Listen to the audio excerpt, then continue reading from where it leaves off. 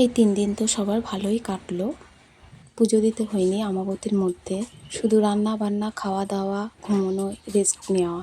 কিন্তু আমাবতী থাকতে থাকতে যে ঠাকুরকে আমদুধ দিয়ে পুজো দিতে হয় সেটা কখনোই কেউ ভুলবে না।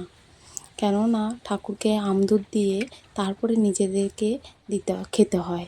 তো আমি স্নান করে নিয়েছি, স্নান করে তারপরে আমি এখন সমস্ত কিছুই করে ওই যে রেডি হয়ে তারপরে ঠাকুর ঘরে ঢুকবো।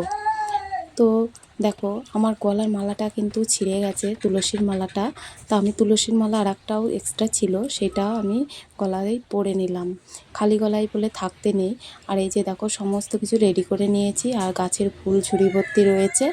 আর মা বসুমাতা যে দুধ খাবে না সেটা কখনোই হয় না, ঘোষ যাচ্ছিলো সে দুধটা মাটিতে ঢেলে পড়ে গেছে।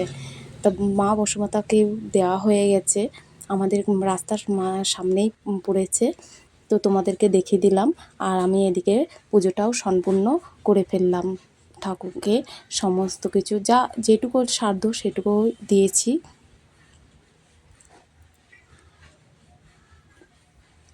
নিবেদন করা হয়ে গেছে, আমি এখন আমার যেটুকু সাধ্য সেটুকুই করেছি। তো তোমাদের কেমন লেগেছে ভিডিওটি? আর এদিকে দেখো রান্নাও বসিয়ে দিয়েছি।